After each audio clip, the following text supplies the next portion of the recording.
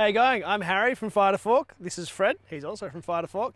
Today I'm going to be running you through a whole bunch of little tips and tricks that I have figured out over screwing up lots of storage systems and lots of setups in the past. So these are hopefully the tricks that, well, I know that they're the tricks people don't tell you because no one told me. So, start with, probably my number one tip, particularly for those who like a bit of outdoor cooking, is stainless steel surfaces. I have only stainless steel surfaces in my car. Stainless steel, that's just a lid for a drawer, simple. Drop down table, if you can get a stainless one or make a stainless one, do it. Even my main camp table, which sits underneath my roof rack, completely stainless steel. The reason for it, super easy to clean, completely heat proof, and it actually looks pretty cool. Anyway, on to the next tip. Hey bud, do you want a drink? Here you go, come on. Whoa, yum, yum, yum. Okay, so water.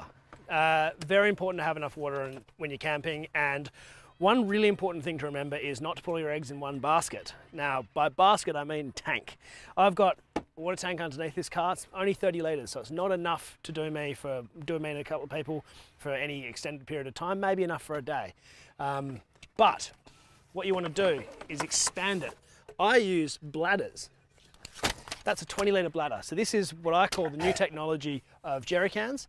When I'm done with it, I roll it up. They're not too expensive, and I refill my water tank with that. It means that if I do get a crack, I mean, it's susceptible to cracks because it's under the car and all that kind of stuff.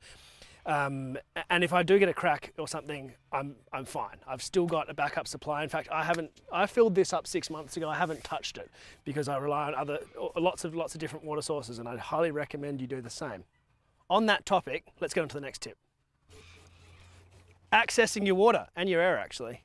Air hoses, retractable air hoses. This is an 8mm, 9-metre hose. So I've got plenty of range on this. Look at this. I can refill my washer bottle. I can air up my trailer. These things save so much space, and they're so easy to use, and all of your mates will be looking at them going, what the hell is that? Where do I get one? The truth is, these are from Bunnings. They're about 80 bucks. These save so much clutter, so much heartache, and they will make you happy every time you use them. Drawers and storage systems. Now, it's so tempting to make the most sort of OCD happy storage system where you have a perfect spot to put every breadboard and all the little bits and pieces. But I can tell you from having lots and lots of drawers, less is more.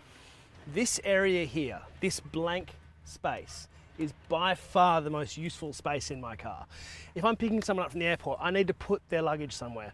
If I'm, taking a kid to the park and I need to put a pram somewhere, you need a little spot to put general purpose stuff, even just doing the shopping.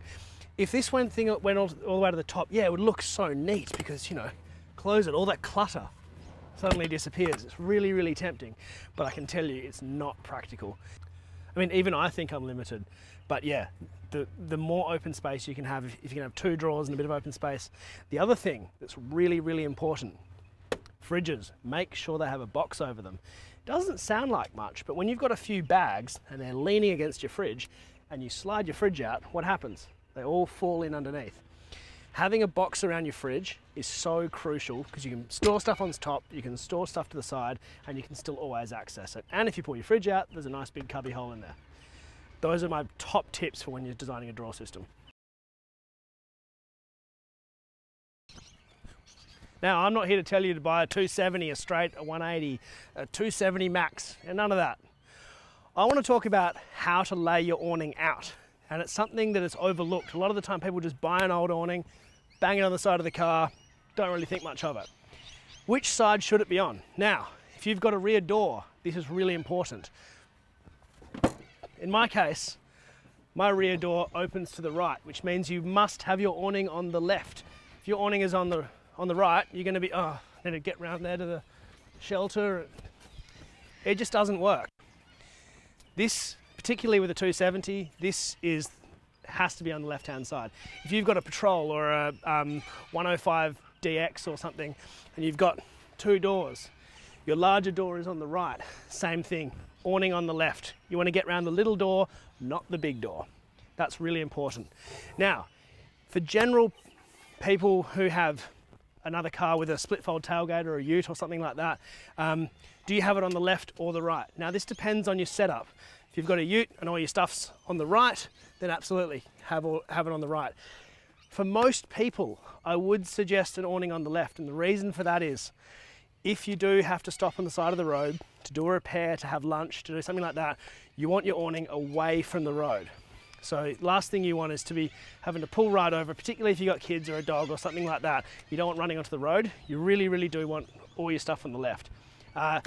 So not only do you want to make sure that your stuff's on the left for your awning setup, you want to make sure if you like your utes and things like that, if you can have your general camp set up on the left, it usually works. There is an exception. If you go camping with a mate all the time and he has his awning on the left or the right, a lot of the time people will want to go opposite, so that you can line your awnings up together, and that is a really, really good idea. It's a great, nice big social area underneath.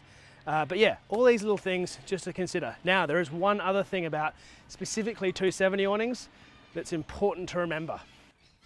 When you're putting your 270 awning up, remember, if you have this section here overhanging the back of your car, there's going to be a big gap here. That gap is going to let rain straight onto your drawers, into your boot, and it kind of defeats the purpose of having an awning that wraps around the back. So you want this back pole to be hard up against your roof rack when you fold it out. Really, really important. If you have roof bars, that's even better. You can actually set it back a little tiny bit on the edge, and that'll help a lot. Trust me, rain coming into your drawers is not what you want on a trip.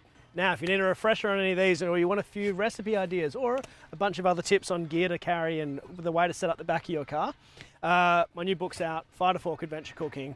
I'm really proud of it. It took me about 4 years to write, 60 recipes, a whole bunch of other useful guides, and it goes really well in your rear setup. Get yourself a copy.